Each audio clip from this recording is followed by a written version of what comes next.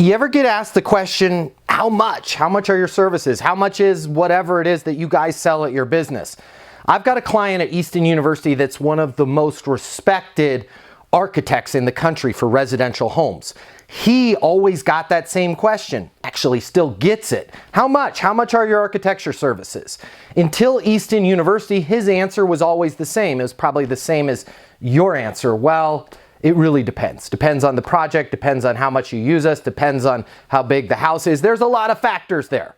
Here's what I taught him to realize, and I want to teach you right now. When somebody asks you how much, most of the time, they're not asking, can I afford this?